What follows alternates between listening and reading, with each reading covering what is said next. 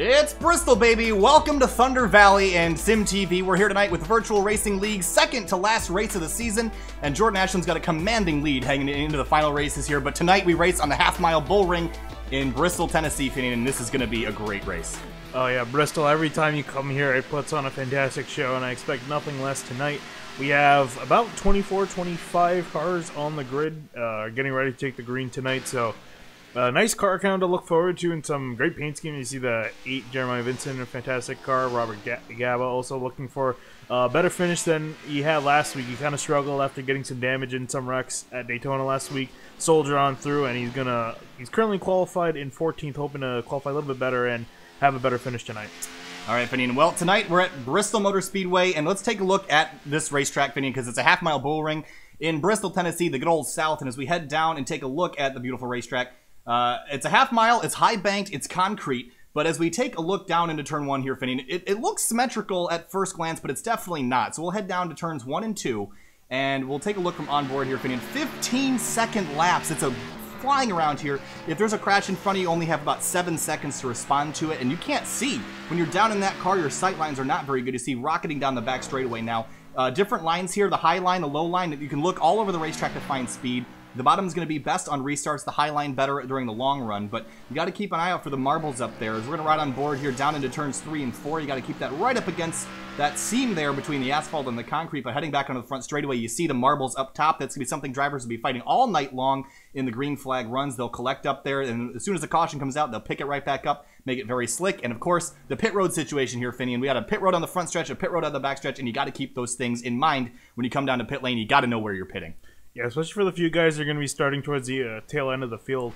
Again, we only have, you see most of the pit boxes, pretty much all of them are on the front straightaway there. There probably are 1 or 2 that are going to be on the back straight.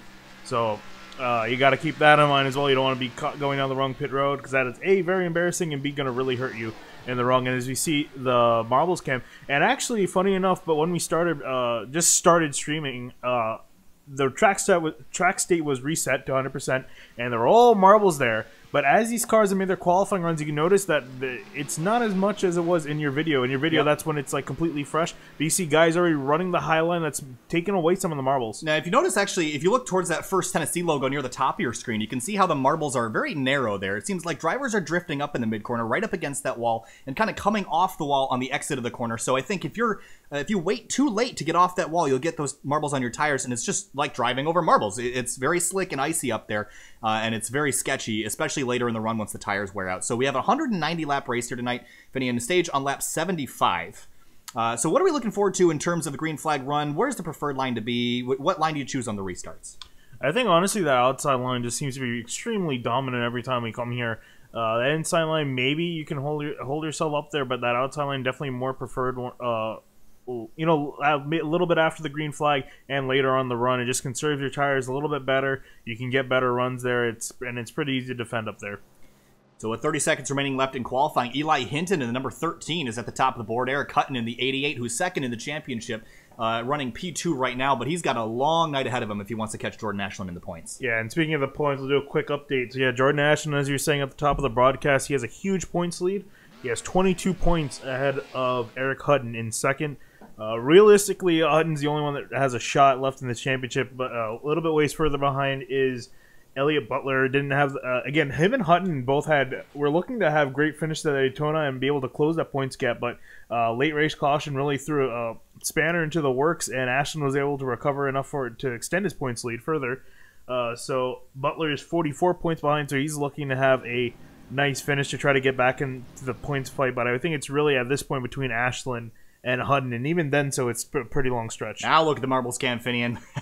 It is very, very slippery up there for the initial start. So if I'm the leader, Eli Hinton, I'm going to want to take the bottom, but we're going to quickly go through a running order here because we only have 2 pace laps, and they're very short here, even under yellow. So on the front row, Eli Hinton in a Ford Fusion. That's the pink Gatorade number 13, alongside Eric Hutton in the 88, who is not yet gridded, but he'll be there shortly in that Chevrolet Camaro.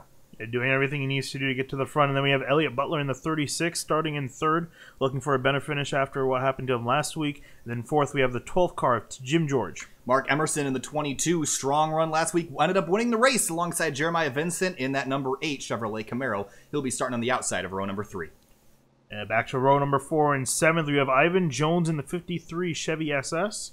And outside of him in 8th place, we have Joshua Banks in the 35. Moving on to row 5, Alec Daffin in the number 20 had a great run going last week until being caught up in some interesting actions later in the race. Then we'll be starting alongside the 71 of Justin Egan in that number 71 Toyota. And then in 11th, we have Reggie Ortega in the 2 car. Outside of him is our current points leader, Jordan Ashelin, in the 27, looking to move himself up through the field tonight. Ryan Shelton in the 51 will be starting 13th alongside Robert Gaba in the 75, hoping for a little bit better run, as you mentioned, after last week's race at Daytona.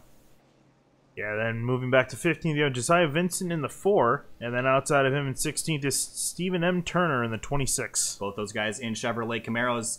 As we move back to 17th and 18th, Eddie Trejo in the number 11 alongside Andrew Telganoff in the Chevy Camaro ZL1. That's the number 3 car starting on the outside of row 9.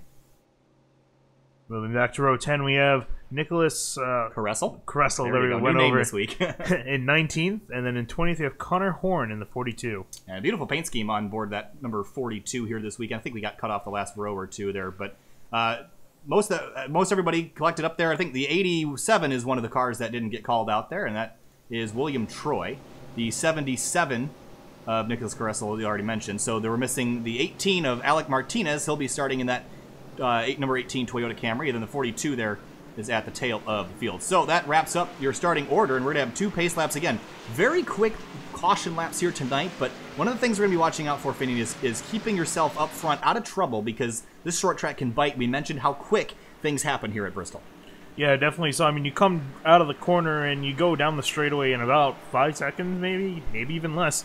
That's pretty much the only time you have to react. And then trying to get these things slowed down is a very, very monumental task. These things do not want to slow down at all. They want to just keep going as fast as possible because physics, because these things weigh a lot and their brakes are not the best. So yeah, you're getting these things slowed down is going to be a real challenge for these guys tonight. And you really have to keep an eye out for any impending trouble. Again, we got to keep an eye on those marbles here, Finney, and they're going to be tricky and treacherous here tonight at the start of the race. You see the pace car there leading the field around. We have 1 lap to green, and that pace car is going to pull off and turn them loose for 190 laps. We have 75 laps to the end of the stage, and you can make it all the way there on fuel. The fuel window is well over 100 laps here at Bristol, so these guys have a little ways to go before pit stops will be a factor, but you're going to want fresh tires every opportunity you can get. This track is abrasive, and you put a lot of load on the tires here, averaging 120, 130 miles an hour around this place. It's a fast joint. Pace car pulls off. Eli Hinton, the number 13, is going to start him. Green flag in the air, hit Bristol for 190 laps. Yeah, 13 got off to a fantastic start, cleared the field, and Eric Hutton is going to fall in behind him, but he's under attack now on the outside. Now that 12 car, Jim George, looking to the outside of the 88, and a little bit of contact there, door to door, as they head off into turn 1 and 2. The 12 car way up in the marbles. You got to be careful there. You don't want to get yourself loose, but he takes over second place, charges up to the outside of leader Hinton, and here he comes for the lead.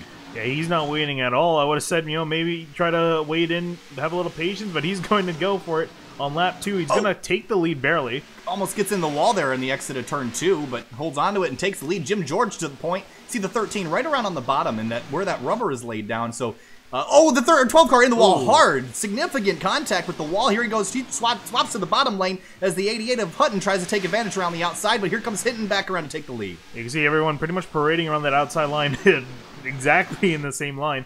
It seems to be the more preferred line at the moment. I don't think really anything can be done on the inside, but here you have the 13 of Hinton trying to defend there.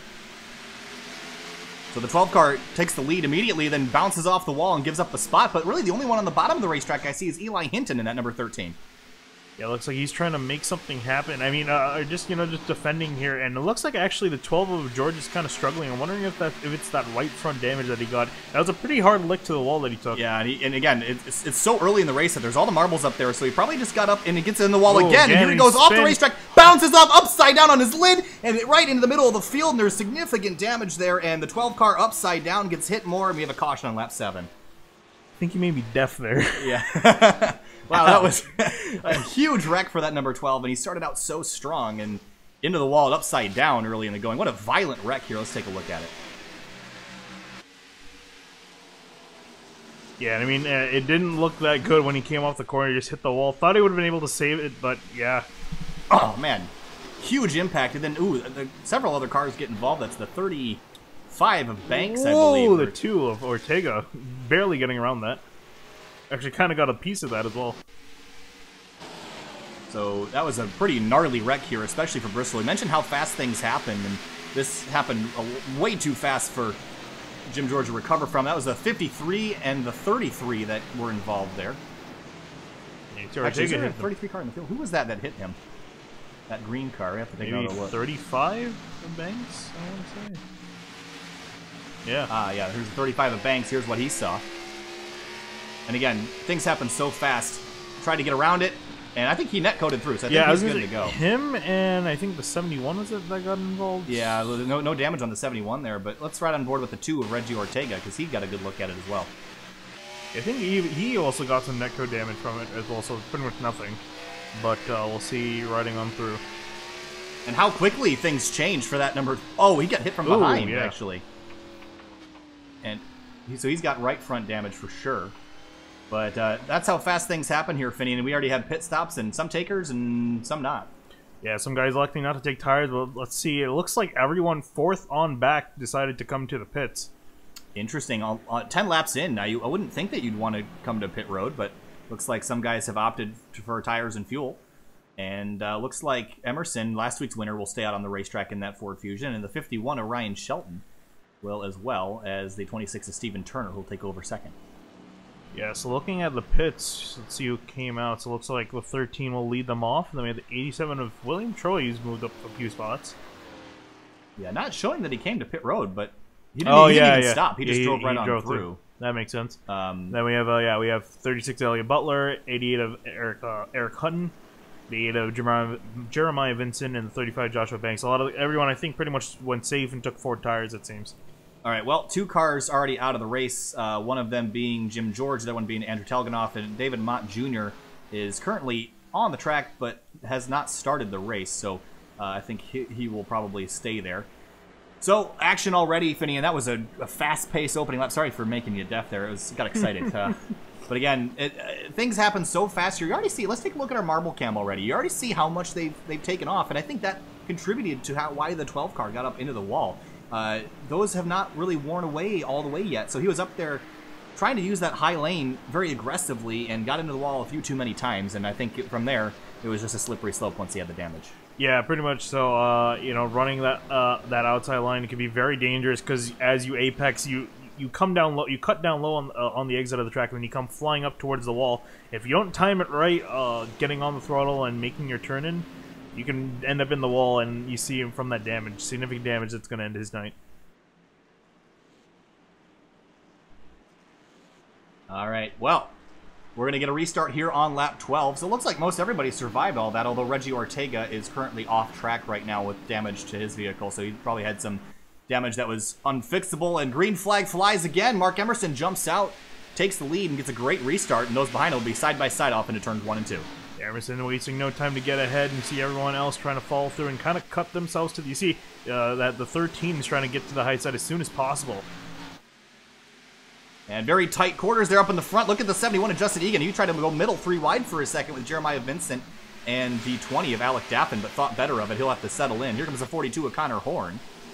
And Connor Horn started a little ways back in 20th. You see now 13 down to the inside, trying to get around Elliot Butler ahead of him. And again, that 13 car is the only one down there. And is that a conservative move right there to keep yourself off the wall at the initial start of this race?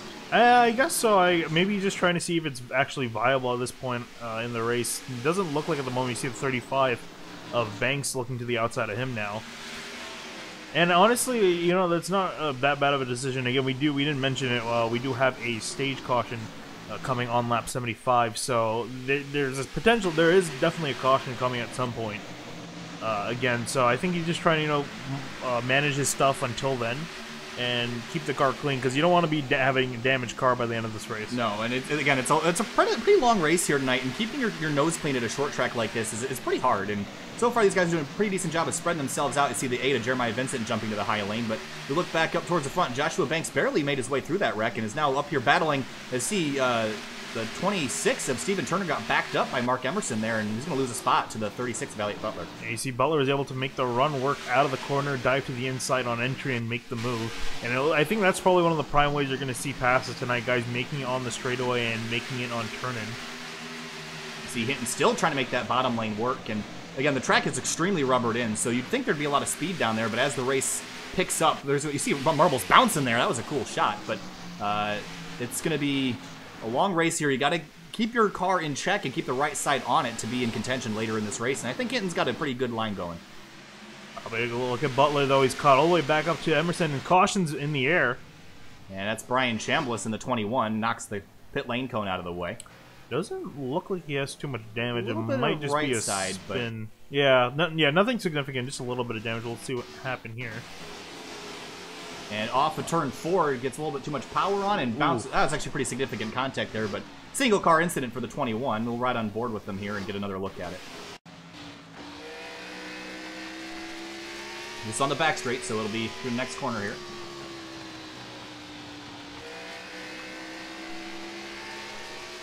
It had a lot of throttle in it there, Finian, and again, it's so hard to judge, especially when the track is this rubbered in, how much grip you have, because it might feel like you have infinite grip, and you stab the throttle a little bit too much, and the 750 horsepower can get away pretty easily. Yeah, I mean, just the nature of the track with its banking, once the car comes off the turn, the car kind of unloads itself, all the weight shifts over, and if you're on the throttle at the wrong place, wrong time, you see that's exactly just what happened to him. So hopefully he can find himself back into it.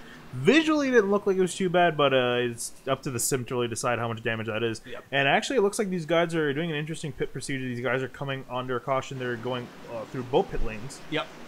Which is what they do in real life, but we can't.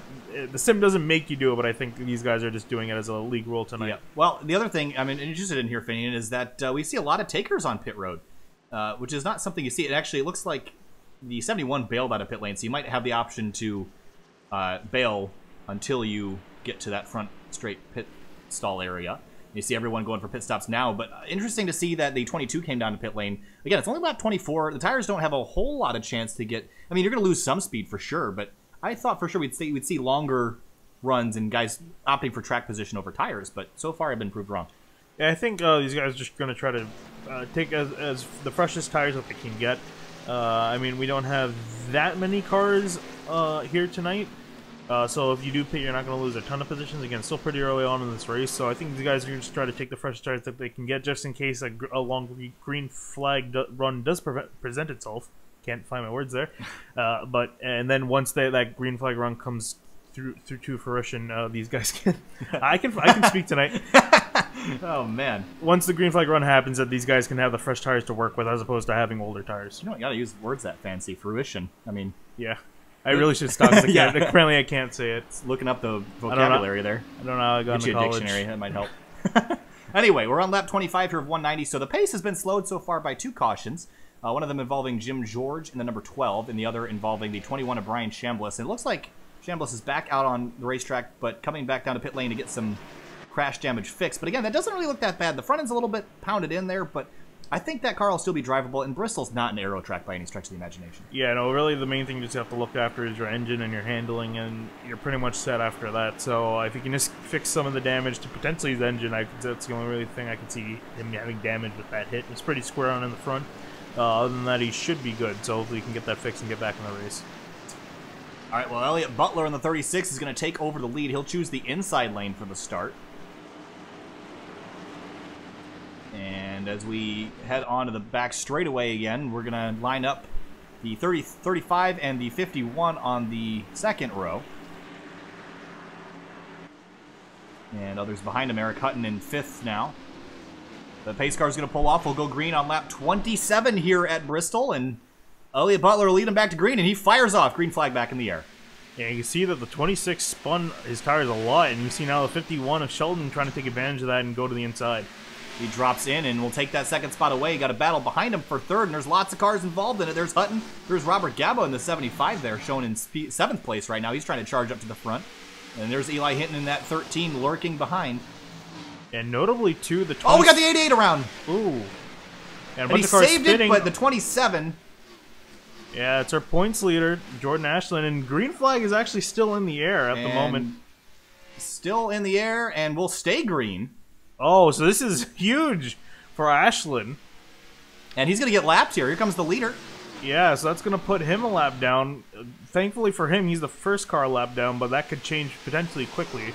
Well, let's keep an eye on this just for one more minute here. He's losing this in the whole rear bumper of that car. We'll go back and take a look at the replay, but it is the 88 that initially got spun around. All right, let's go take a look before it gets too far in the past, but let's look from high above. Maybe let's give us an idea of what happened. So the 88 gets turned sideways, and the 71 gets into the wall, and that's where the 27. So just kind of a racing incident there. A lot of guys getting collected, but a big hit to Ashelin's night. And again, he didn't need to come out here and win the race. He had a huge, comfortable points lead, but certainly not going to help him. No, definitely not so. And I mean, he took a decent lick to his left rear as we got a spin in one. It looks like Gab actually saved it. Wow, these guys are doing a great job not crashing when they crash. Well, let's take a look at that. There's the 35 of Joshua Banks. And the 13 pulls up in front of the 75, or they drive off into the corner, and I think there's a little bit of contact there. Out in the 35 and the 75, and Gavin did a great job of hanging on to that. Yeah, and also Everson, too, did a fantastic job of getting around that as well. So Gab is going to get it collected. He's currently running in 9th, trying to defend 9th from the 18 car of Alex Martinez. Alex Martinez is on that inside lane. You see Eric Hutton behind trying to defend from the 4 of Josiah Vincent in the Bass Pro Shop Cabela Chevrolet Camaro. But meanwhile, we'll jump back up to the lead. So there's Elliott Butler. He's got a 0.2 of a second lead over the 51 of Ryan Shelton, who's kept himself out of trouble and looking pretty good there in that second spot. Yeah, notably, too, what I was going to say before that whole shebang went down, the 51 and the 26 are the only cars that have not come into pit road yet. And again, I think this goes to show that, I mean, 25 laps, yeah, it's some laps on your tires. I just don't think that you need tires every single time a caution flies. I think you could probably go 50, 60 laps before there's a significant advantage, but these guys obviously want the freshest rubber they can have. You see, both those cars get real close to the wall off of turn 2. You gotta remember, you gotta keep the right side on your car, because you hit that wall once, it's fine. You hit it 2, 3, 4 times, now you're gonna start to deal with some suspension damage. There's a 13 of Hinton taking a look at Alec Daffin in the 20. Looks like he's trying to get around. You see these guys running really close to the wall, even Ashelin behind them too with that damage.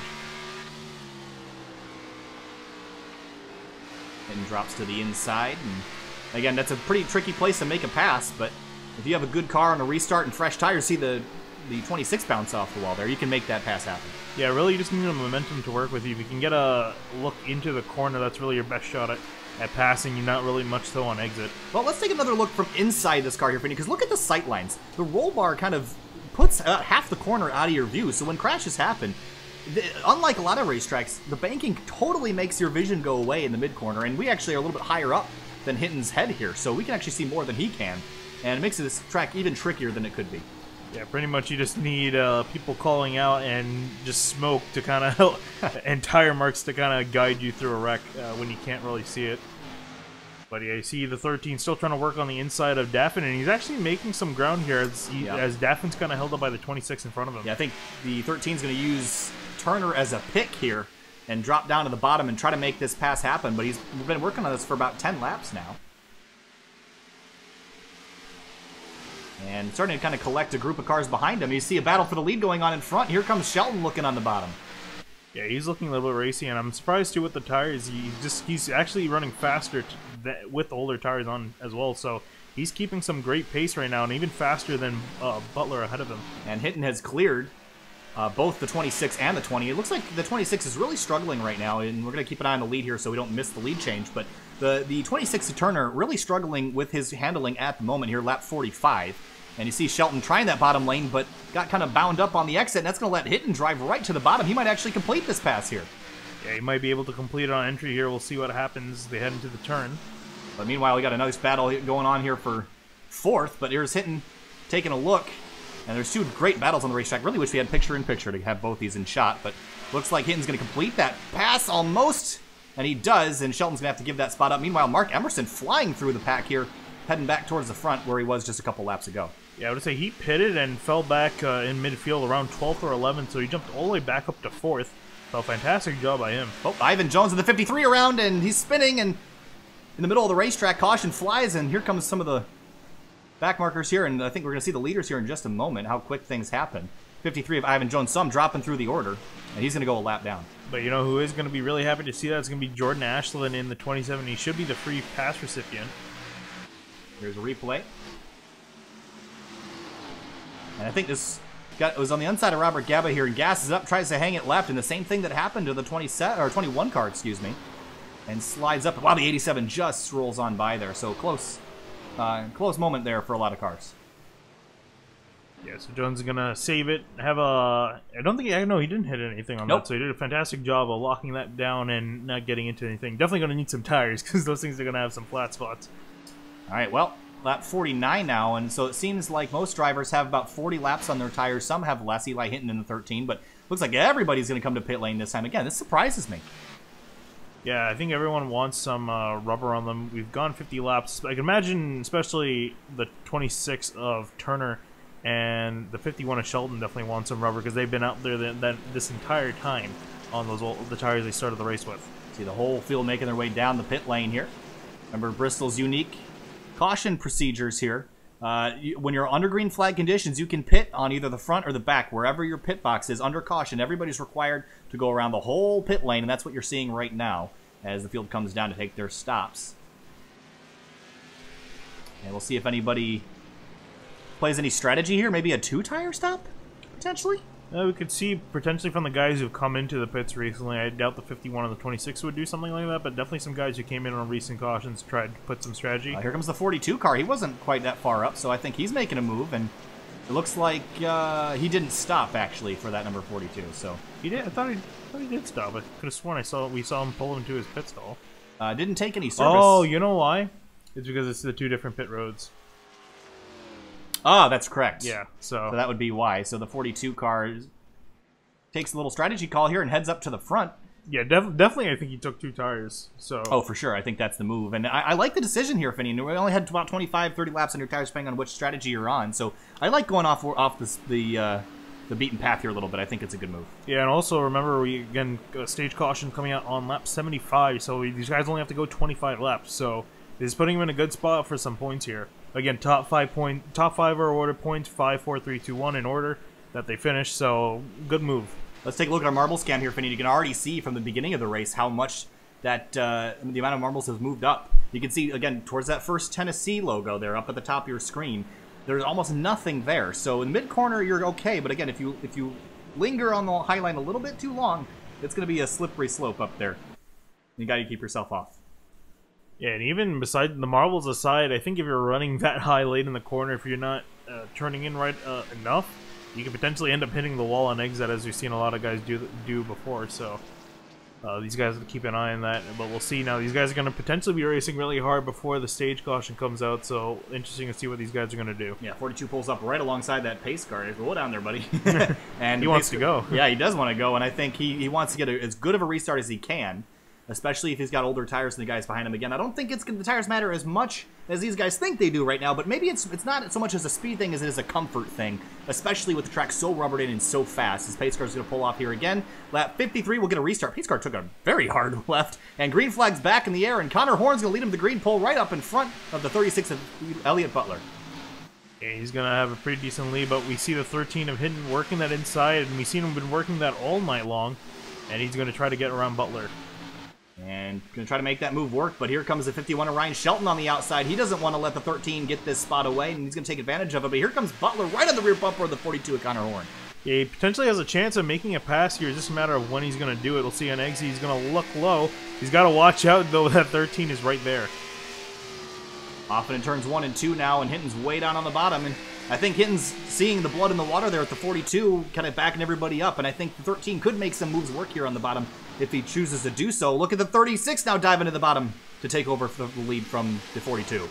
Yeah, he's going to try to work that inside line now as well. Through the corner they go. They're going to be side-by-side and exit. I don't think Horn has enough to really defend at the moment. 36 and the 42 get together. 42 and the wall bounces off and will drop in line contact with the... Oh, they're all crashing on the front straightaway. The 51 spins. The 36 collects others. The 42, the 26, and the whole field's going to pile in here. Can they get stopped in time? And that was a mess there, Finian. Yeah, that was the entire top 5, I think, was taken out in that. And everybody has to come to a stop.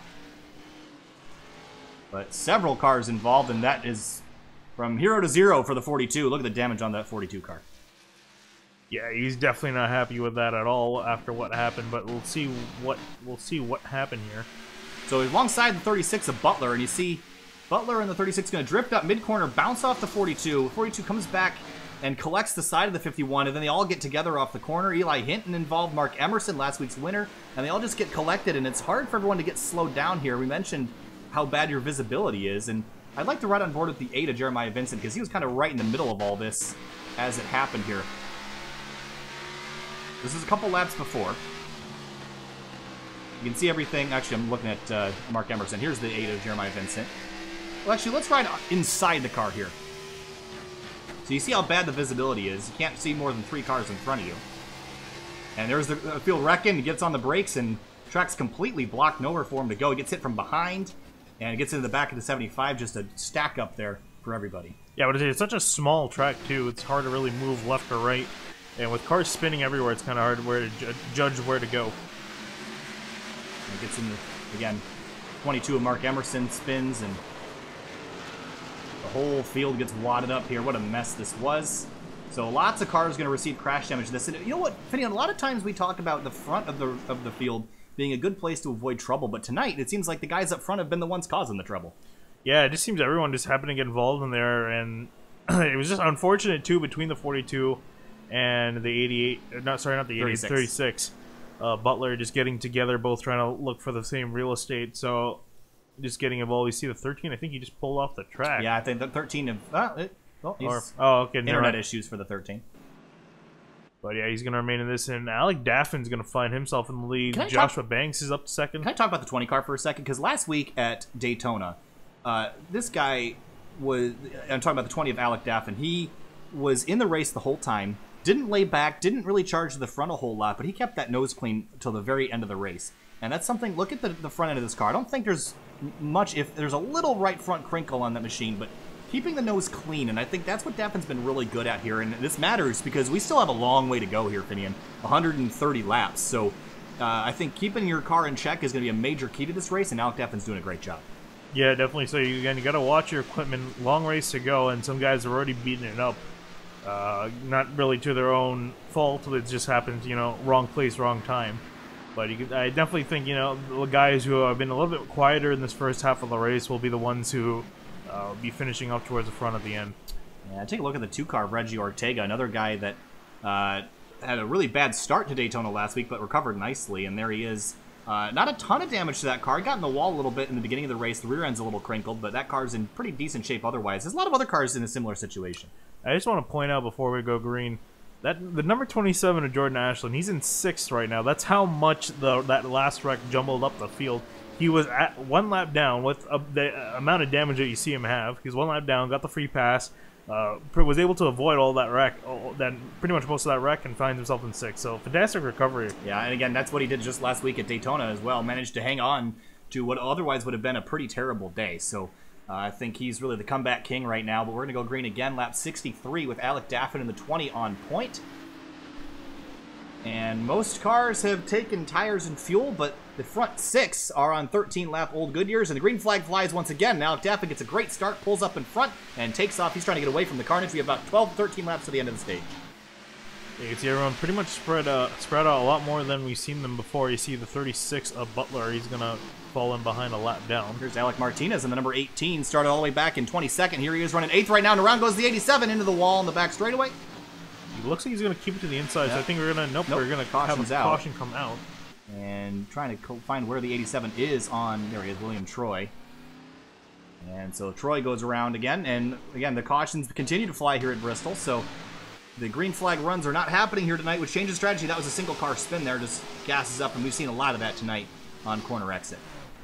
Yeah, fortunately, he limited to himself, so no one else is taken out in that. And the car looks in pretty good shape, so you should be able to fix that and get back out there. Well, I think this time we might not see a whole lot of people coming down to the pit lane just because we had about a lap run there, if that. So with 10 to go to the stage here, Finian, look who's in second, Robert Gaba on the 75.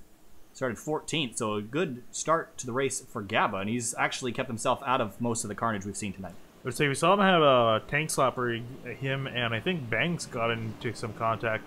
But other than that, yeah, clean night for him so far, so hopefully he can keep that up and keep the strong run going.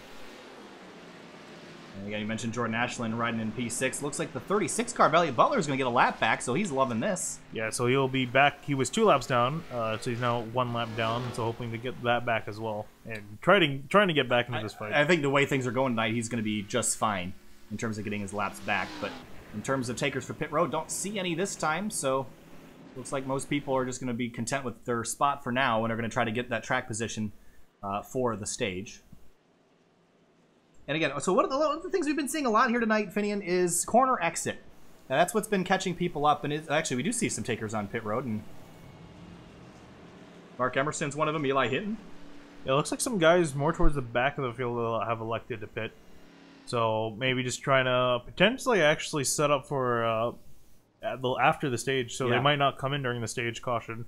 Run out these next, actually less than 10 laps. It's going to be maybe 6 or 7 by the time we go green. So they don't really care about the points at this point. They just want to set them up for the second half of the race. So let's take a quick look here, Finian, at the conditions here tonight. It is pretty much perfect for grip. So the track is totally rubbered up. It's only 81 degrees on the racetrack. So what's causing the slippery exit? I mean, I know we got a really fast setup here, and is it just everyone being so on edge? Is it people going too hard? What's causing the slip ups on corner exit? Because it doesn't really seem like it's mechanically grip related, for sure. I think it's just because these things have a lot of horsepower under their hood, and getting all that planted to the ground is not the easiest. Once these guys get back on the throttle, just the way the car has so much weight, and when it unloads coming off the corner, it can cause the tires to spin on exit, and that's really what's going to be catching these guys off guard. You don't really see that too much in the Xfinity or the trucks, because usually those guys have to see someone coming a little bit hot there. The 26 car, Stephen Turner. Let's get a quick look at that.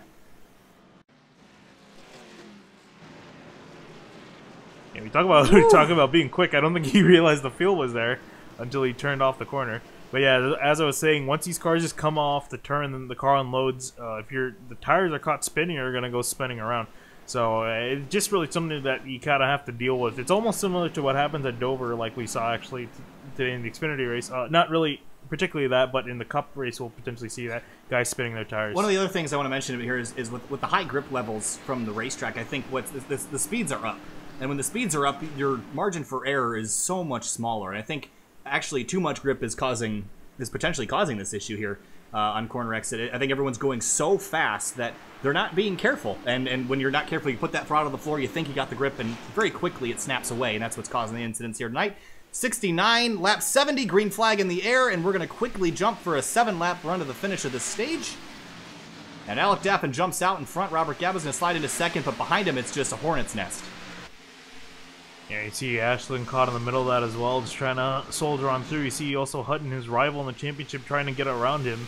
As he's ahead of him at the moment, that's not good for Hutton's case, but you see Daffin in the front leading, and you see also 51 of Sheldon trying to find himself charging back up to the front. Yeah, he's looking for a spot, and he's going to get it from Robert Gaba, and here comes Joshua Banks with a hard charge on the inside heading down into turns 1 and 2, and he's going to look to take over that third spot away, but here comes Jordan Ashelin behind from 6th on to 5th on the restart, and he's moving his way up. And behind him again, this is a gaggle here. This is going to be for the eventual 7th spot. Nicholas Caressel there in the number 77 alongside Ivan Jones and the 4 of Josiah Vincent. Yeah, he's doing a fantastic job of holding them off. But yeah, you see the 35 Banks just still trying to roll that inside, but can't get it done. It looks like he's going to lose position to Ashelin and even Hutton as well. Well, Daffin's only got to make it 2 more laps to get to the end of the stage on lap 75 as the 13 of Hinton jumps to the high lane for the first time we've seen tonight. Yeah, it looks like that's not really by choice. Looks like he's just trying to get past some guys, as many cars as he can. And as these guys cross lap 75, caution will come out. And that will be the end of the stage. So stage results for the number 20 of Alec Daffin. He'll collect some points. Yeah, so Daffin will finish in first, Ryan Sheldon in second, Robert Gaba in third, Jordan Ashelin in fourth, and Eric Hutton in fifth. So Daffin plays a strategy nicely here on lap 76, and will take a stage win. And you see Eli Hinton jumps back in for one, but again, Jordan Ashelin, at the start of the race, things were looking bad, but a 4th place finish in the stage, that's going to be a good result for him heading forward. And extending his points lead over the 88 of Hutton. I would say that's not what Hutton needed at all. He actually gained a point difference in Ashlin's favor there. Well, it's a lonely feeling out there for a lot of cars, but most of the rest of the field is down on pit lane, getting 4 tires and fuel. Again, I like the strategy call here by Daffin. He's got 30-lap-old tires, but again, we haven't seen it be green long enough for it to really matter all that much. So I like the 20s call here. Yeah, well, we did see that kind of bite someone earlier in the week. We saw that bite Nick Cohen. Almost. Was that Nick Cohen? who was struggling with the strategy? Yes, that was going at USA on Tuesday for the Fuel Rig Share Cup Series. So, but again, USA, very different racetrack from Bristol, doesn't have the banking, so I think tires are a little bit more important there than they are here. But again, I think it's more about the green flag runs here. They haven't really been long enough to really wear out the tires all that much, so I think Daffin's got a good strategy here. But again, it's a comfort thing, and I think that's where you'll see the tires start to slip away on corner exit, is once they get a little bit older. So be careful for the restarts, especially for the 20. Elliott Butler down on pit lane, back on the lead lap now, but receiving service. Yeah, nice for him to finally get back on the lead lap, and hopefully we'll see. His car doesn't honestly seem that badly shaped, so he might have to do a little bit of work to find himself up there. It might not compete for the win, but we might see him run pretty decently the rest of the night. All right, so updates on who's out and who's in right now, and it looks like the only cars out of the race, Connor Horn in the 42, the 71 of Justin Egan, Jim George in the 12, David Mott Jr. in the 41, Andrew Telganoff in the number 3. So we have 19 cars running, 18 on the lead lap. The only one lap down now is William Troy in the 87, who self-spun a couple cautions ago. And that car is still looking pretty clean, considering how things have been here tonight, so he's got a chance to get back in it. Yeah, if he can get a yellow, which is pretty high chance of happening, he should find himself back on the lead lap with everyone else. Well, looking from high above Bristol Motor Speedway here for the Virtual Racing League. It's the penultimate round. Is that the correct term? There we go. Of the Virtual Racing League Cup Series season. And so far, Alec Daffin been on point in the later stages of this race. Eli Hinton in that number 13 has probably been the biggest threat when he's been out front, taking kind of a different line and different approach to this race.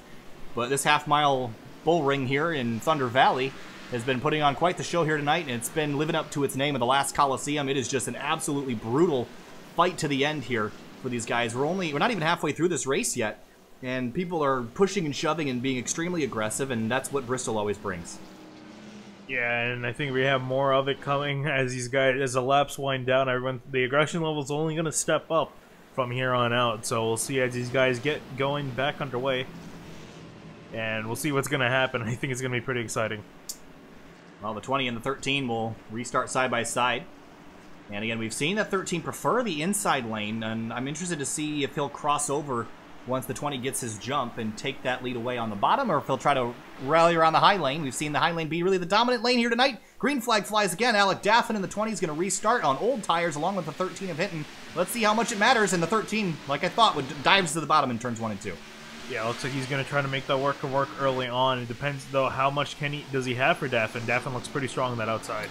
Well, there is a tire difference there. It's about 16, 17 laps, the difference between the two tire strategies for the 13. Give the newer ones to Hinton in that pink Gatorade Ford Fusion. So he's got a little bit of an advantage over the 20, but he's struggling now to hold off second from the 75 of Gabba and the 35 of Joshua Banks. Yeah, it looks like Gabba and Banks are both charging strong on that outside. It looks like Hinton's going to end up losing quite a bit of position here.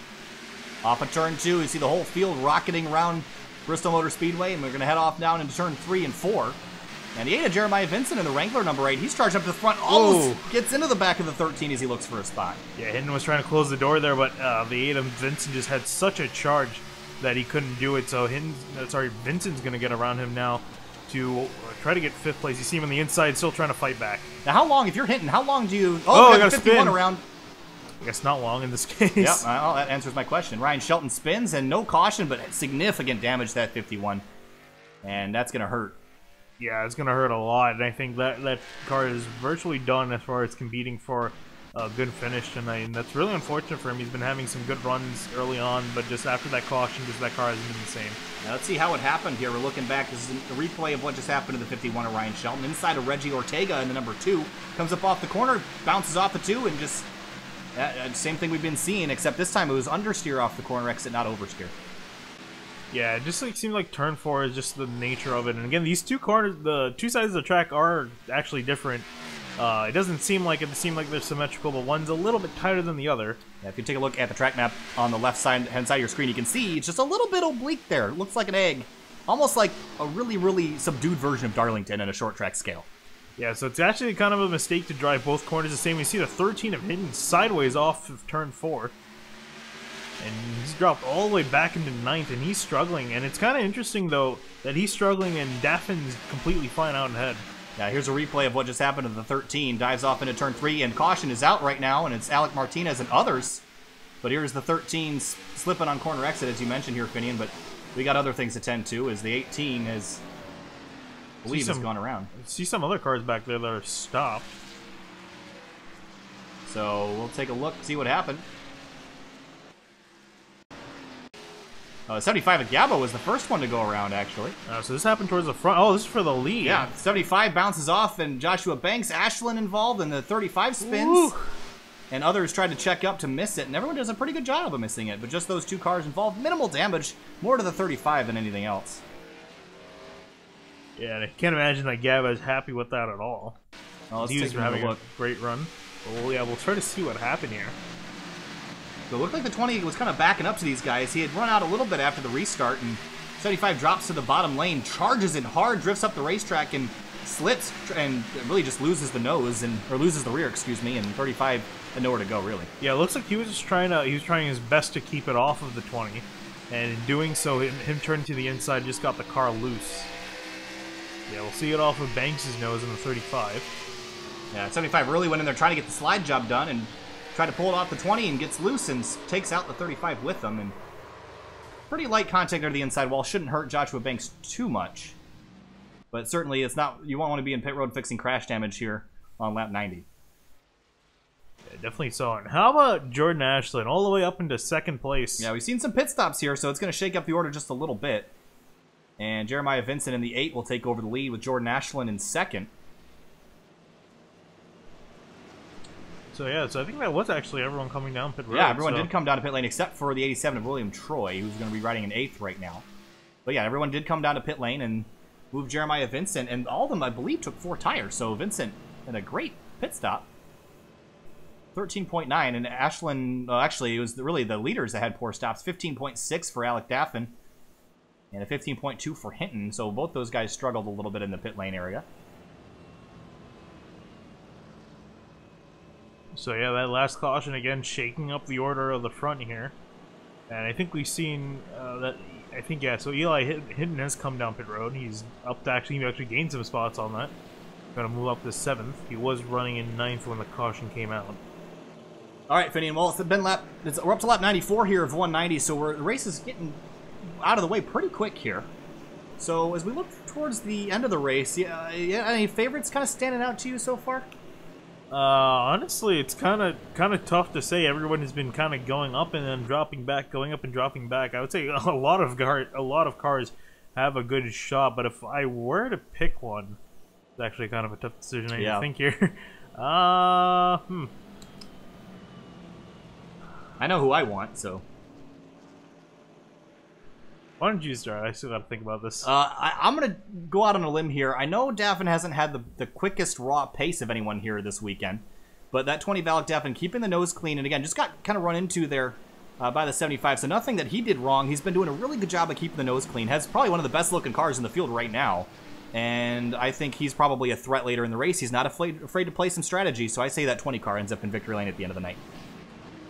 Alright, I think I still barely have someone to pick. I think, honestly, if anything, I gotta go with Eli Hinton. He looks pretty strong. Looks like a guy that's willing to make some moves work and doing what it takes to come out in front. So we'll see what he can do now. He has some fresh tires back on that 13. We seen him make aggressive moves earlier on, so we'll see what he can do now. Been very stubborn with that bottom lane. Maybe it'll pay off for him later in the race. And we're going to go back green lap 96, and Jeremiah Vincent leads him off and gets a pretty good restart, but so does Jordan Ashelin in that outside lane. That's the best restart we've seen by a second-place car for most of the night. Yeah, he's going to secure second place ahead of Eric Hutton as they head off into turn 3. Oh, see some cars in the wall. And the 88 of Hutton's going to be spinning, and does he keep it off the wall? Ooh, we see Butler now getting spun around and no caution out on the track. And I think we will get one here in just, oh, maybe not. That was pretty surprising there, but a big, big gaggle of cars here. You can already see the leader coming back around the racetrack, so that's going to put these guys way back. Let's quickly take a look at what just happened there. It was a big, big mess. Yeah, it started an entire turn before that. So Hutton in the 20 is the 4 car, really, that gets into the back of the 20 and sends the 88 around, and the 88 has it corrected, spins back into the racing surface, and oh, the 36 just gets tagged there. So just kind of a stack-up chain reaction effect there, but hopefully not too much damage. The 20 of Alec Daffin looks like he's missing that rear bumper, but that's probably the least important part of your car here. But I think Josiah Vincent's going to have to worry because he's missing the front of this car. And yeah, it's not aero-dependent, this track, but I mean... a little bit aero-dependent. Yeah, if you're missing the nose, that's quite a bit that you're losing there, and potential engine damage. Yeah, you can afford to be missing a couple parts, but not the whole front nose of the car. Daffin got away with minimal damage considering, but you see him bounce off the wall there, so he might be struggling with a little bit of damage there. And meanwhile, up front, Jeremiah Vincent's driving away.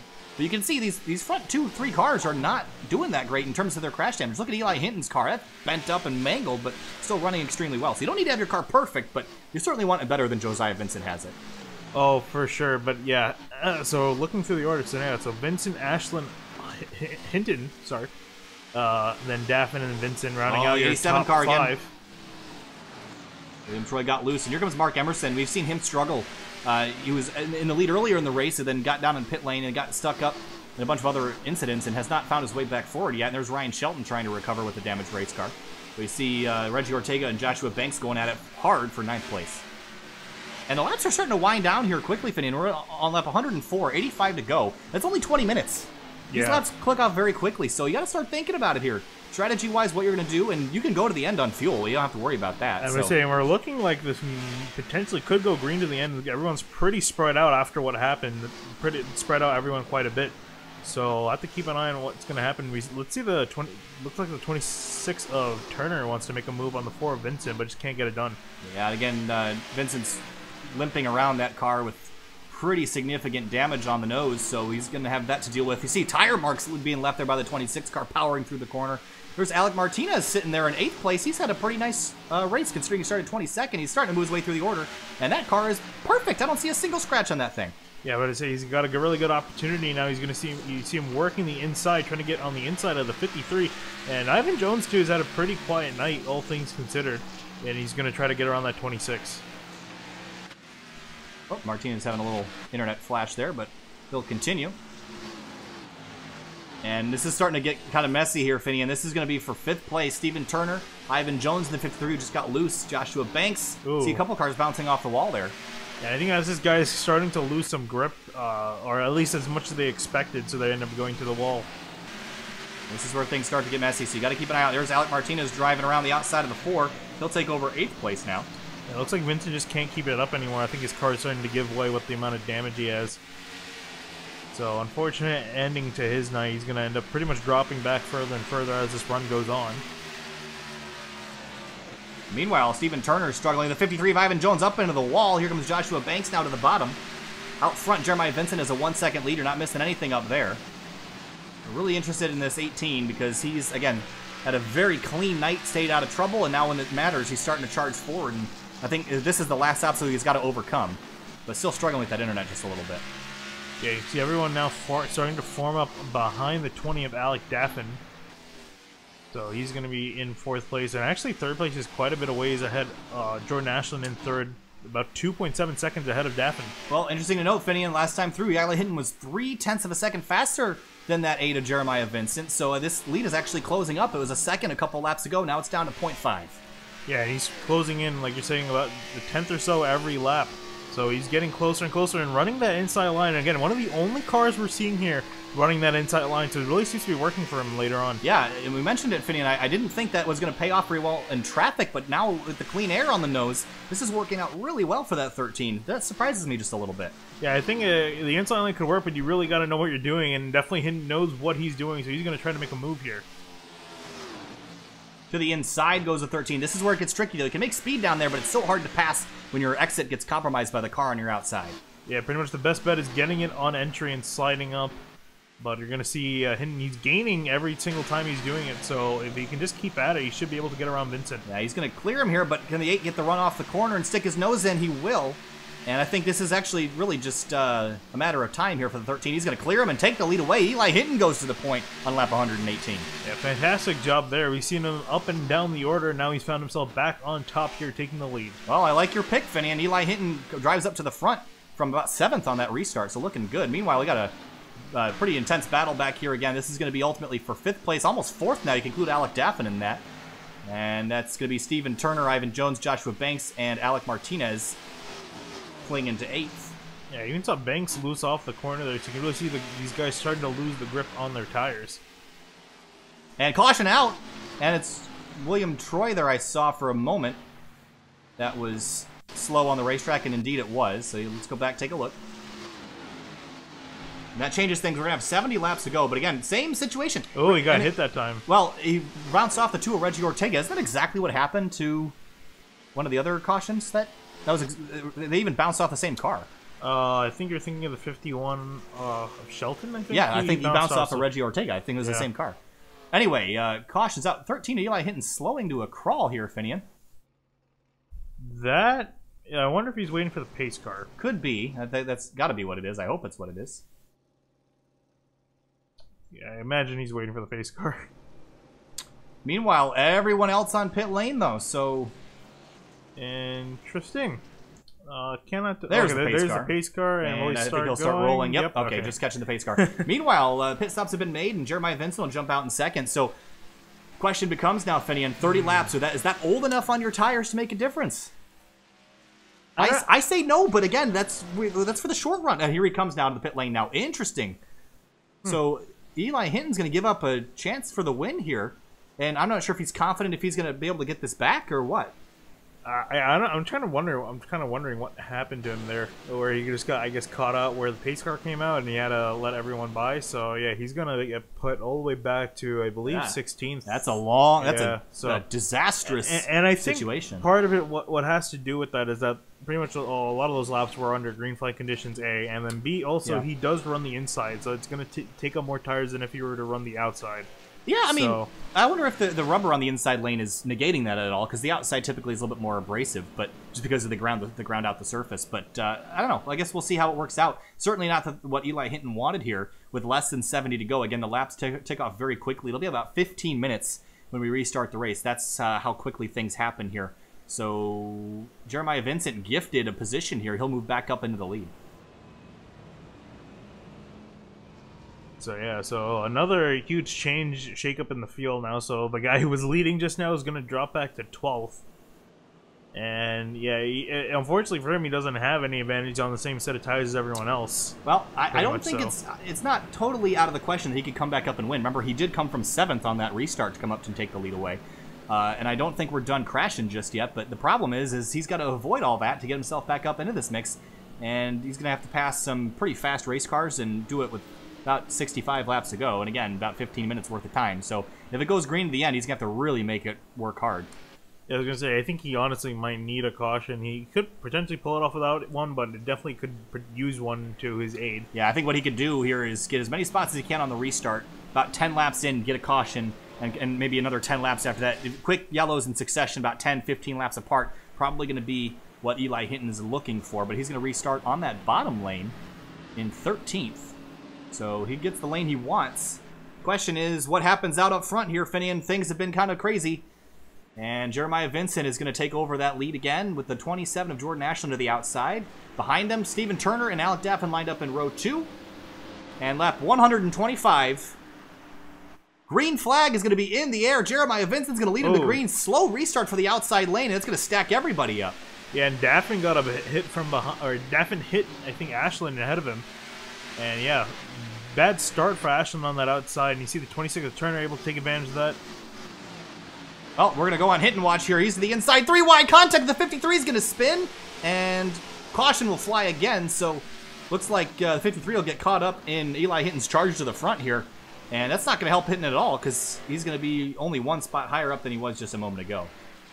I'm kind of interested in seeing what happened here. 3 wide here, and if I'm going to be honest, I mean, I know it's tight here, but not a lot of room to work with for anybody. I don't really think it wasn't intentional for sure. Yeah, no, he's just kind of erasing the other one's kind of going for position, and Hinton's not going to waste slowing down at all. Yeah, so he was trying to go for everything. Head off down into turn 3 here. He's to the inside, gets the nose underneath. 53 comes down here mid-corner, but the 13 slides up, and then they just kind of get together. So it's kind of a racing incident there. Certainly aggressive by the 13 to Hinton, but you can't blame him. He's got to make quick work of these laps. Yeah, try explaining that, though, to the 53 of Evan. Oh, yeah, I don't think he's going to take that excuse very much. But all right, caution out again. We see more people on pit road, and the 13's one of them. So interesting situation here. Maybe trying to get any advantage he can. I mean, he's the first guy to bring him down, so it can't hurt. Yeah, so we'll see what he does, maybe if it's just 2 tires or what's going to happen with him. Remember, the 13 is our pole sitter here tonight. So he is quick by himself. Yeah, I think the left sides are going up. Yeah, there they go. So 4 tires for him. And he'll pull out and lose a couple more spots to Ryan Shelton. And Ivan Jones is going to stay out on the racetrack, so he'll have to get by him again. And I don't think Ivan Jones is going to make it just as easy as it was last time. I think he'll put up a little bit more of a fight now that the cookie crumbled the way it did. And I think we're about to see even more aggressive driving by some guys here.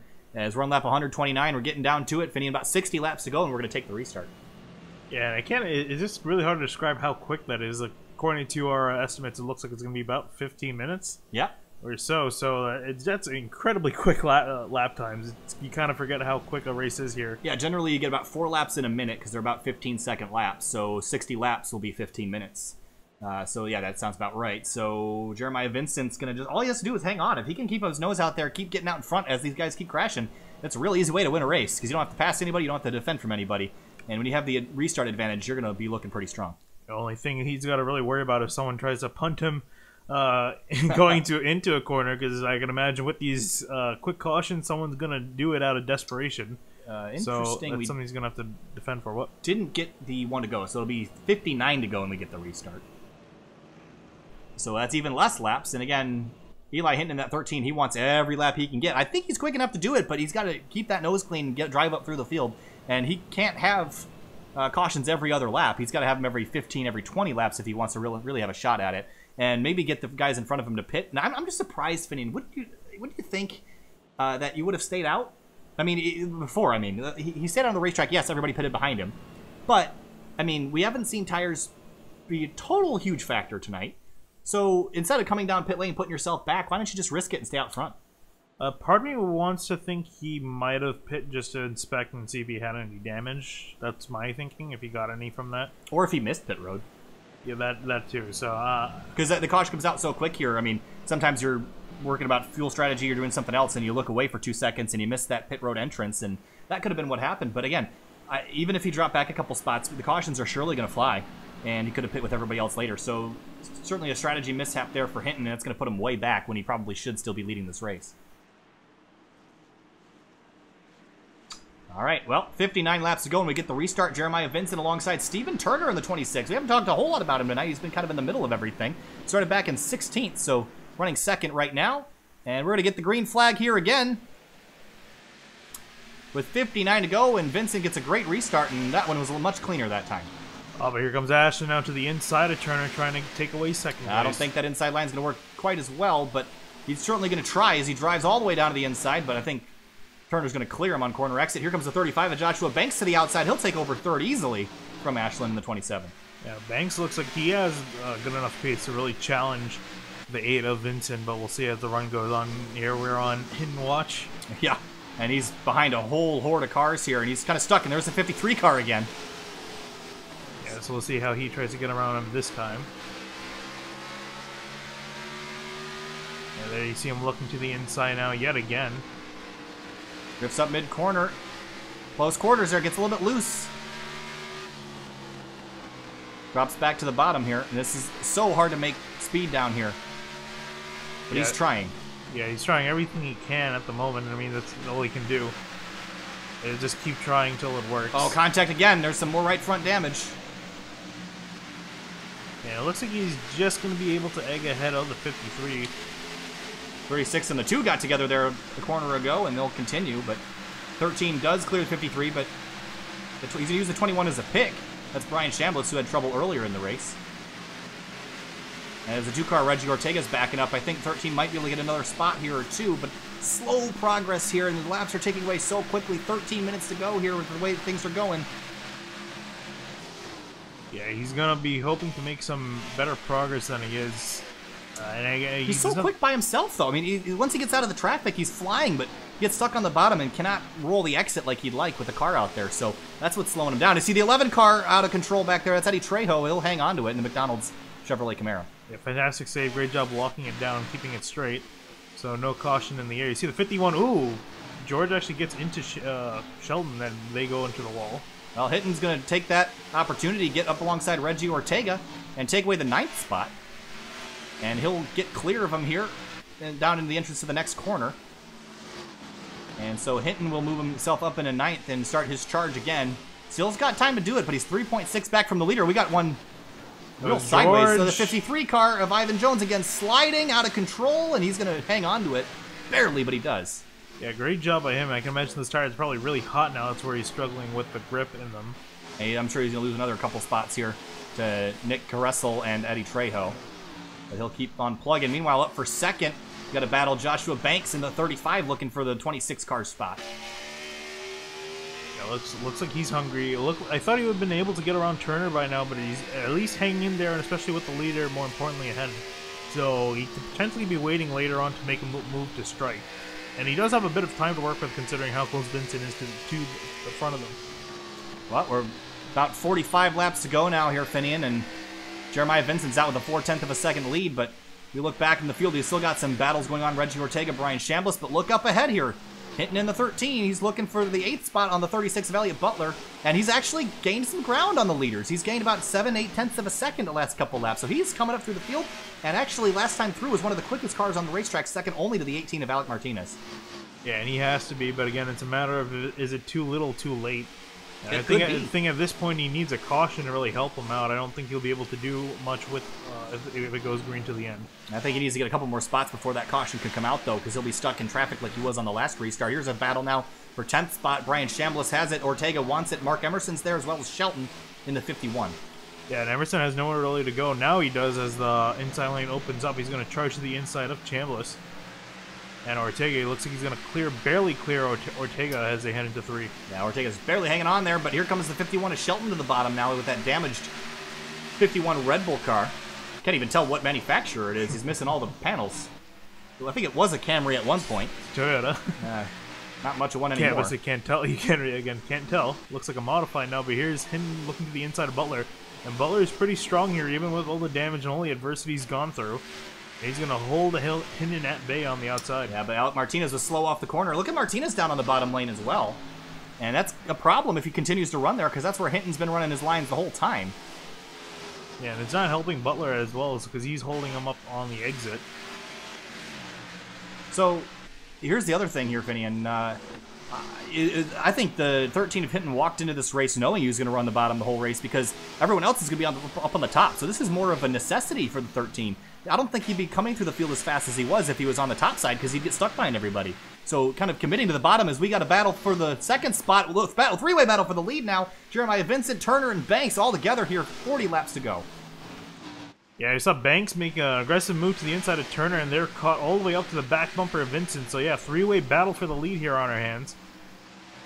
And it looks like the 26 can't do anything on the outside because he's stuck behind Vincent, but Banks can't get any run out of the corner, it seems. So two different strategies of racing going on. 26 just nipped the wall there in turn 2, but he's going to drive right up to the rear end of that Wrangler 8 Chevrolet, and he's going to try to take another look at him, but again, Banks really working that bottom lane. You can make speed down there, but again, it's just so frustrating to not be able to get the power down. I would say he really doesn't have too much of a choice at this point. He has to go on the inside if he wants to make the move down, and it looks like he's making progress as slowly as it looks. Contact there. 26 gets into the rear of the 8 car. That's going to give Banks a great run for the lead, and if he can just dive it in here, he might be able to steal this lead away from the 8 car. Yeah, it looks like Turner's going to be out of this at the moment. It looks like it's going to be just between Banks and Vincent at the moment. They're side by side in 3 and 4. You see Banks edge just ahead. Does he have enough to clear? He doesn't. Oh, so close, but here comes the 8 back around the outside. He's got to really roll the center, but he's going to lose that lead to Joshua Banks and put the 35 car to the lead.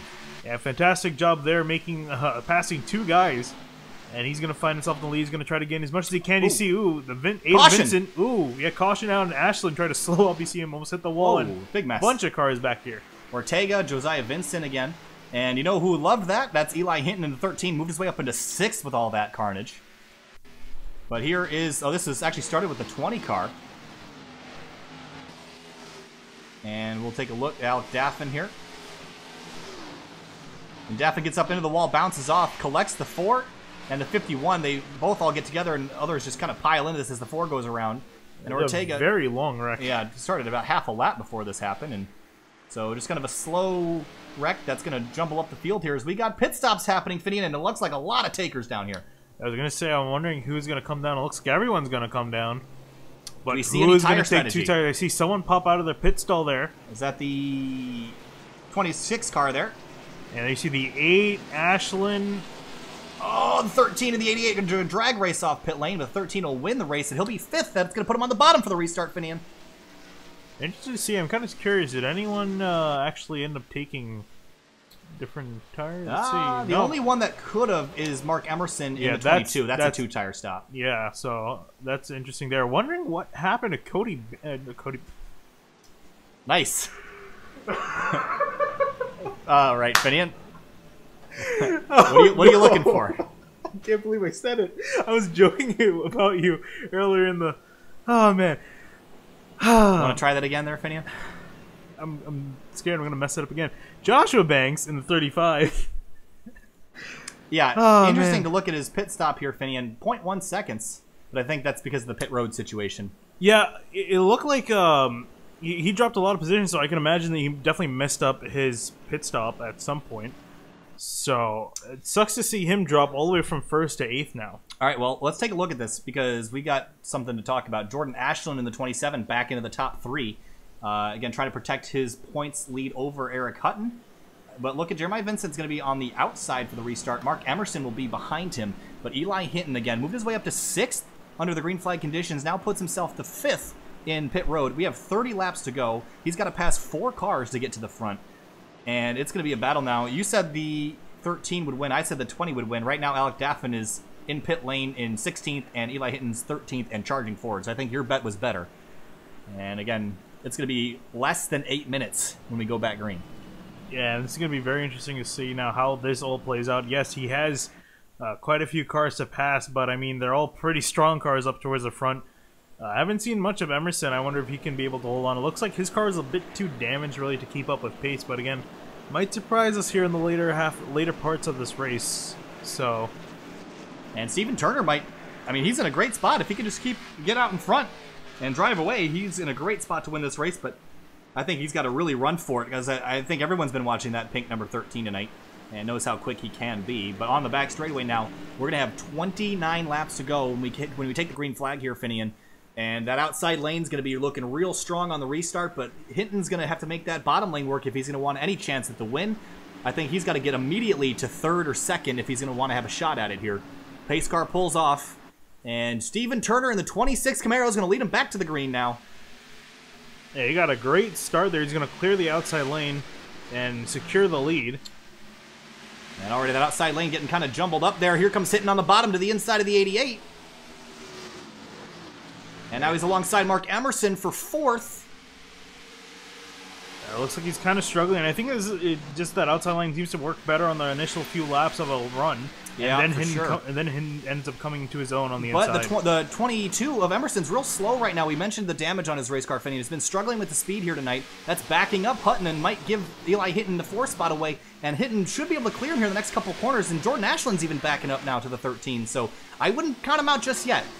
Oh, no, he's definitely in the best opportunity he's had all night now to get up to the front after what happened to him earlier on in the race. So he's looking pretty right now, the way things are running. But he's got to get clear of this 22 as quick as possible. He knows that, and he's going to drive off into turns 1 and 2 extremely hard. Or 3 and 4, excuse me.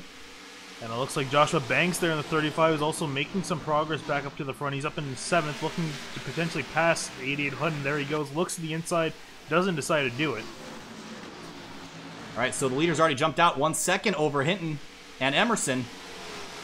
And I think the frustration is beginning to boil over for the 13. He's got to get clear of this 22. He can't waste any more time back here. Again, we're closing in on 20 to go in 5 minutes. That's all we have. It's 5 minutes of time. Yeah, that is not a lot of time at all. I see you. The 26 get loose off the corner. He's going to look to the inside. Here comes Vincent charging to the outside. And we've seen how quick Vincent is, and he's going to take a look to the outside heading into turns 3 and 4. Yeah, he's trying to pinch the 26 down. Looks like he's going to barely be able to hold a fender. He's going to be side by side as they head into 1. For the lead, here comes Jeremiah Vincent around the outside. He's going to clear the 26 off the corner, take the lead back away now with 22 laps to go. But behind them, it looks like Hinton's actually losing ground to Emerson. This has got to be so incredibly frustrating. He's had the speed all night. He put himself back on strategy and now is struggling to get by. If he had cleared the 22, I think he'd be up front farther. But you see everyone kind of getting jumbled up behind. The 22's holding up that outside lane, and it's going to get really racy here in a second, Finian. So you got to keep yourself out of trouble if you're a guy like Joshua Banks. Yeah, Banks is, you see him bumping everyone, trying to find any way to go. He has Hinton to the bottom and Hutton to the top, so just nowhere to go. And Hinton is going backwards now, and I think that is it. That's all he's going to have here, Finian, for the win at least. And he's going to have to try to get himself in line. What a frustrating finish. I can feel for him there with Emerson hanging on the outside. The 88 is going to get a push from the 35 on corner exit. And this is really where the battle is right now. And that's for 4th place. Yeah, everyone's fighting. You see, really fighting hard as we're inside 20 laps to go. You're all very close to the wall there. No one's leaving any room between them. They're all riding bumper to bumper. And that's where things can go wrong here, Finian, out of turn 2. Look at them all together. And you see Ryan Shelton there, the battered number 51, inside the top 10, hanging onto it. Yeah, again, Emerson not able to make any progress. You see behind him, Hutton was very close to his back bumper. Caution out! I think Hinton's around, and that's going to be race over for him in terms of having any shot. But and I saw Emerson there. I kind of saw that coming there. I saw Hinton give him a bit of a bump. Yeah, I think this is just frustration here for the 13. Needed to get around. Actually, the 22 actually got spun. Looks like he got hit by the hit by the 88. I thought the 13 would have understeered into him, but both those guys racing side by side. And it was their contact with the 88 of Hutton off the corner. Oh, there definitely was some contact. Definitely had some help. I saw the 88 riding his bumper a lot of the time, just trying to get around him. Oh yeah, for sure there was contact there, and hooks him around, and Hinton again collected. And 22 of Emerson, bad night goes worse, and Hinton again had a charge forward, gets hung up, and that's frustrating because that's what could have been for the 13. If he had just gotten clear of the 22, he would have no issue with that and would have been potentially leading this race. But right now, the guy who's leading, Jeremiah Vincent, and he's looking pretty. Yeah, I would say, but definitely probably one of the last guys I wanted to see that caution. He had a pretty good lead as that run was getting spread out. The reason why I cut away there was because it looked like Turner was actually caught him. He was about 2/10 behind, so I cut there just in case the 8 was slipping. But quickly, as that wreck was happening, he pulled out in front again by about half a second. So Jeremiah Vincent looking pretty strong. And again, we're going to have about 10 laps to go on the restart, which is 2 minutes, if that. So that's going to put Jeremiah Vincent at a huge advantage if he can get a clean restart. Yeah, but that question, the thing is there, if he gets a good restart, and look at the 35, Joshua Banks there in 4th. I'm not saying if actually Vincent chooses the outside, he would have Banks behind him, and I think Banks has been pretty strong. He climbed up all the way on that last caution from about 8th to 4th now. He doesn't have too much time left to work with, but he could potentially break into the top 3 here.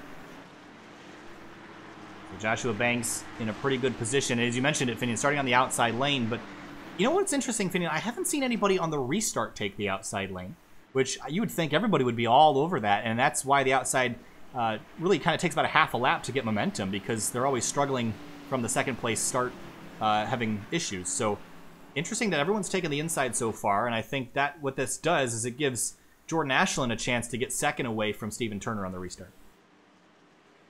Yeah, definitely so. So we'll see. Looks like Vincent's gonna take the inside line. Pretty traditional move there.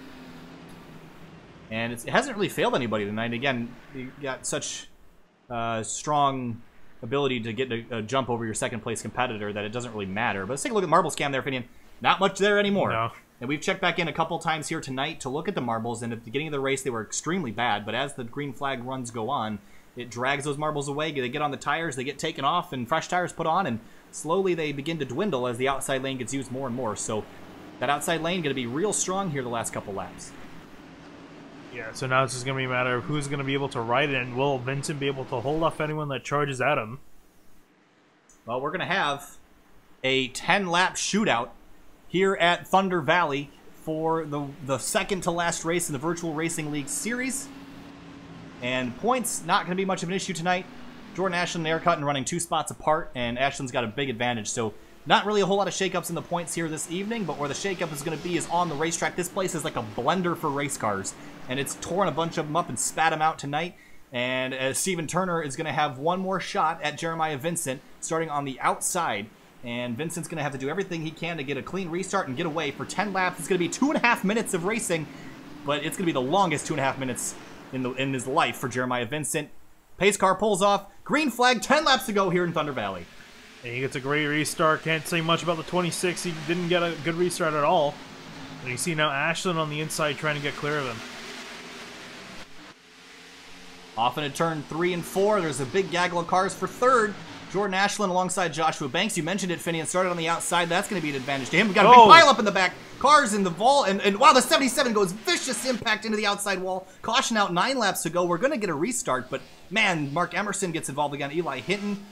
Things get so much worse for those guys. Yeah, and vicious crash. A lot of guys went violently up into the wall. And I didn't really see where this started. Wow, the 77 took a lick. Yeah, this car stopped instantly as it hit the wall. Just taking a look from high above here. Really started up just in front here with the 22 and the 11. And it's 22, it gets tapped from the 2 car, gets into the 18, and then that's where it all starts. Wow, the 77, man, I mean, the G-forces there, pretty phenomenal. Let's ride on board with the 77. Caught up in a wreck, none of his doing. See all the cars there, it's just a mess. And how quickly things happen, tries to drive through the middle, and bam! Gets collected, and Eli Hinton nowhere to go. And carnage here with less than 10 laps to go. But I think you stay out on the racetrack, Finian. You don't take tires, you don't take fuel. This is just a sprint to the finish. It's going to be about 2 or 3 laps, maybe 4, that we're going to see. Yeah, one car I'm actually kind of liking, the 35. Banks, he's in third right now, right behind the leader. So as soon as Vincent goes, Banks is going to be able to go and get potentially around Steven Turner in the 26. So I think Banks is honestly looking to be a real threat. And who's not to say that he may give a little bit of a bumper? Oh, I think the bumper's totally on board tonight. I think this is a short track, Finian. We always see the bump and run, but when laps come down to it, it doesn't matter. I don't care if he's your teammate. I don't care if he's your best friend. I don't care if he's your mom. You're going to lay that bumper to the rear panel of that number 8 car and try to move him out of the way. That's a for sure. But the question is, can Banks get clear of the 26 quick enough to have a shot at the win? Well, it's really up to if Vincent can get a good enough start over the 26, and then Banks can follow through. And I think he can. I think just the way that Vincent's been starting, although the 26 hasn't been too shabby on the restart. So again, it's all going to come down to whose nerves are in line for this last restart. All right, well, you're going to want to clean those tires off, Finian. You're going to get all the marbles off them. Whip the steering wheel back and forth. Clean it up. You see the 35 doing that now. And we're going to have probably 3 to go. That should be what we see. So 3 laps. That's not a ton of time, but it's just enough to get clear of the 26 and go for it. That's all Joshua Banks can do. But Jeremiah Vincent's loving his position now. All he's got to do is get a flawless restart. He's got to snooker the 35 of Banks and get himself out there and put himself out of the way, especially if it gets aggressive behind him. If the caution comes out from here on out, it's race over. Yeah, so it's all really going to come down to this. And I can imagine that these guys are shaking behind the wheel, some of them at least, because it's all going to come down to this. Butterflies and nerves are high right now. The drivers have had their patience wore out. The cars are worn out. The tires are old. The marbles are up there in turns 3 and 4. We're going to have a 3-lap shootout, excuse me. 3-lap shootout here at Thunder Valley. Jeremiah Vincent will be starting on the front row alongside Steven Turner, Jordan Ashelin, Joshua Banks in row 2, but Banks is going to have that inside lane. Look at Ryan Shelton rebounding after all those incidents. He'll be starting in P5 with a shot at the win. Well, I think I'll be surprised if we get to the end under green here, Finian. It's going to be lots of people going for lots of spots, but I think that number 8 car is probably going to be your winner if the 35 doesn't nail this restart. This is all comes down to this, and everything's on the line. We got 1 race in the season left after this, but we have 3 laps to go here at Bristol Motor Speedway. Green flag back in the air, and Jeremiah Vincent jumps out, and the 35 is going to take over that second spot. But can he get clear? This is all that matters right now. It's going to be really tough. Here comes the 26 riding that outside line. And sees some contact behind, and the caution's going to fly. Race is over, and a bunch of cars in the wall. And the 51 of Ryan Shelton was the one that was involved there. Gets hooked.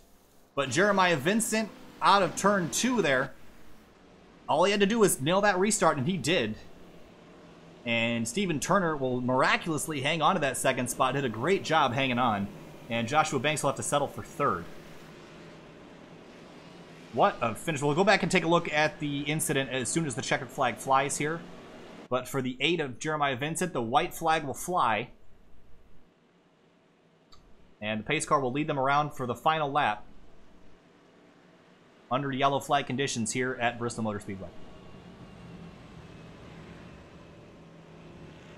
Well, it's been a wild one here tonight, Finian. 189 laps, and on lap 190, Jeremiah Vincent will lead them around. But lap 189, we mentioned it, the restart, it's been a blender tonight in terms of emotions, in terms of car damage, but Jeremiah Vincent outlasts them all in the number 8 Wrangler ZL1.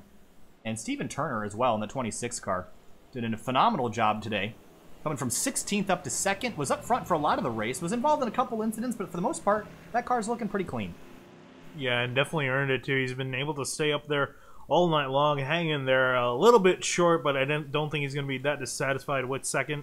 But Jeremiah Vincent's going to come home across the line in 1st. And he'll complete that, and Stephen Turner 2nd, Joshua Banks 3rd, Jordan Ashelin 4th, Eric Hutton 5th, Butler 6th, Jones 7th, Chambliss 8th, nice rebound for him, Red George taking 9th, and Alec Martinez 10th. But we're going to go back and take a look at what really caused that last yellow flag to fly, and that was Ryan Shelton in the 17 that ended up getting hooked around. And just take us a minute to grab this. All right, here we go. This is the restart here, and keep an eye on that Red Bull 51 right in the middle of your screen. Alongside Jordan Ashelin here.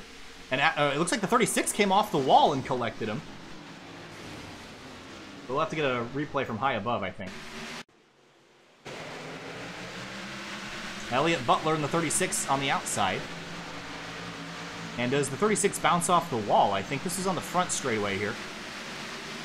Oh no, it was on the back straight. Just bounced off the wall, collected the 51, and others, the 53 and the 2, get damage as well. So that's what ended the race there. But meanwhile, Jeremiah Vincent in the number 8 doing his victory celebration there in that Wrangler ZL1, and again, dominated the latter half of this race as he does the Polish victory lap in reverse. Nice showing there, and he'll head back towards the start-finish line to collect the checkered flag. And what a performance. He did everything right. Got back a little bit through the pit stops and made his way back forward. I love seeing this. This is cool. Yeah, I think really the 35 of Banks is going to be kicking himself because of what happened on that last set of pit stops. That essentially cost him the win. He was leading in, coming to the pits, got shot out 8th, and that's effectively what cost him. Jumped all the way back up to 3rd, but was just a little bit short. Yeah, so he'll come home 3rd, so nothing to hang the head over, but certainly thinking about what could have been. But, you know, who's not thinking about that? Jeremiah Vincent will collect a victory here. We only have one race left in the season here, Finian, so good for Jeremiah Vincent to pick one up. And he'll head back around. Will we see any burnouts? We missed the burnouts. Look in the replay. Maybe we'll see some more here. He'll pull down and send it for a loop. The 8 car celebrates here in Bristol.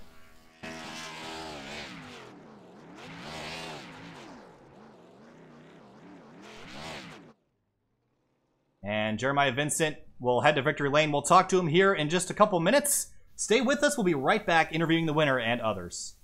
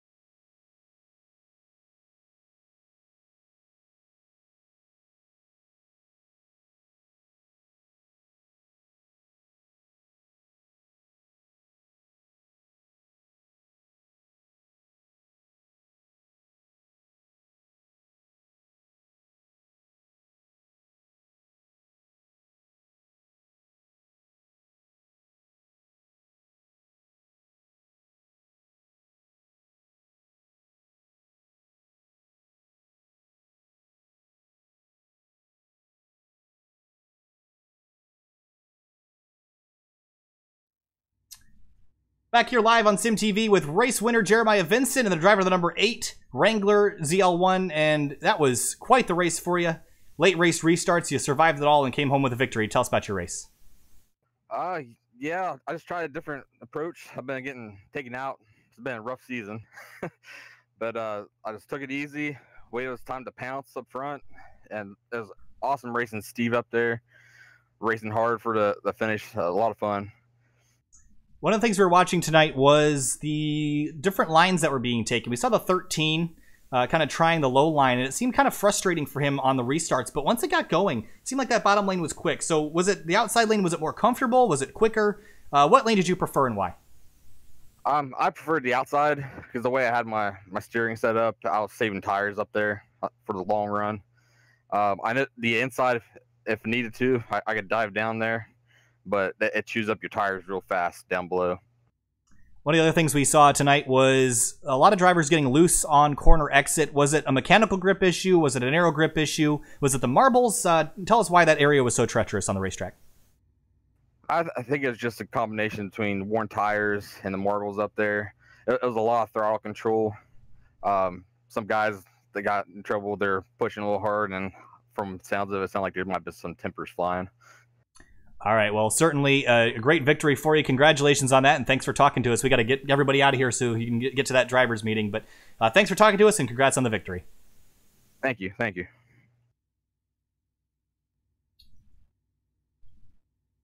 All right, the next guy we're going to talk to is Steven Turner, driver number 26.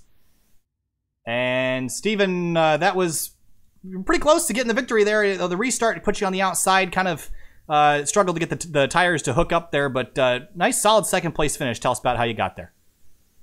Yeah, we didn't get a good qualifying run. We ran pretty good in practice, but I just missed qualifying. Then led a few laps there, and I think we're leading with like 20 to go, and I got loose off of 4, almost wrecked it, and Jeremiah ended up getting my outside, and I couldn't get around him after that. Didn't have enough green flag laps.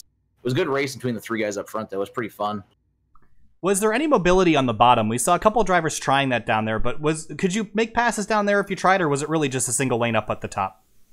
Yeah, you definitely could. The 35 of Josh was getting it going. In that last restart, if we were staying green, I was going to try to get to the inside and get around Jeremiah, but 35 ended up getting down there, and then the caution came out, and that was that.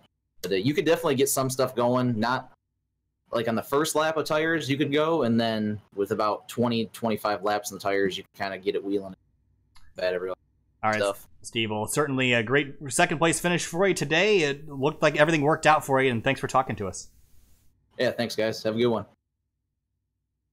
All right, and the next guy we're going to talk to, Joshua Banks, driver number 35. Joshua, what could have been? You were so close to getting clear of that 26 car and having a run at the victory, but came up just a couple spots short. Yeah, I could have had maybe the pole, or not pole, but the lead earlier if I didn't mess up my pit entry. So that really bit me in the butt, but I'm glad that we were able to come back and compete for the top 3.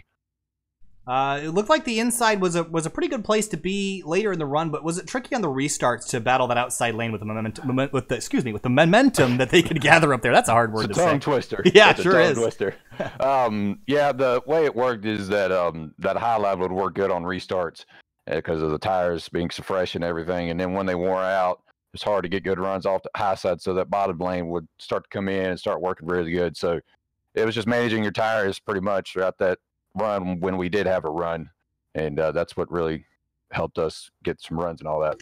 Was there any concern using that high lane if the marbles would catch you out? Because we saw they were a big problem up there, especially in the beginning parts of the race. Were they tricky to get around, or was it something that you could manage pretty easily with some throttle control?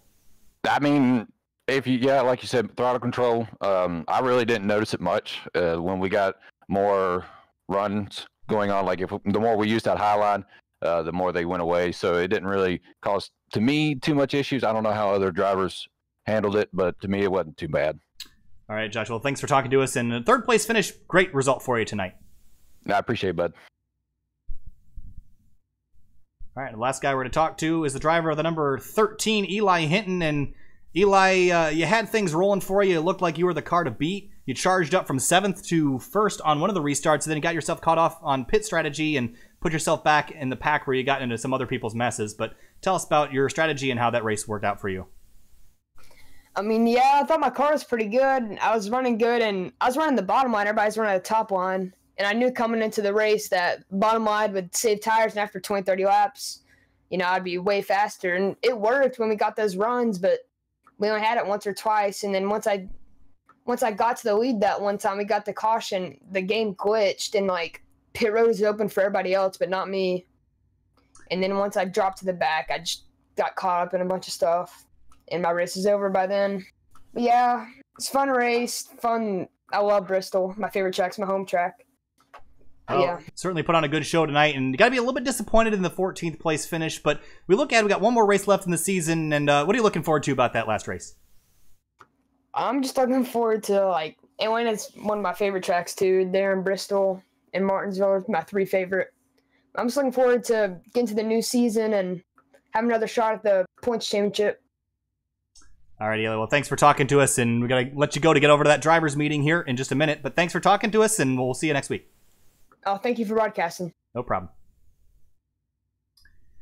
All right, Finian. So that will conclude our interviews here this evening. So we saw a lot of action tonight. We saw a lot of passing. And interesting to note that the 13's issue was a glitch with an iRacing. Opened the pits for everybody but him, just the way the caution flew. So that is why he could not get to pit lane. That really threw off his entire race. So an unfortunate ending. That's how things happen here sometimes. The officials are drinking too much down there and having too good of a time. So Eli Hinton's going to come home in a disappointing 14th. But for Jeremiah Vincent, dominated the latter half of that race and held on to win.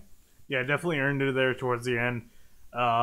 Especially just the finishes by the 26 and the 35. Strong cars all night long that second half of the race.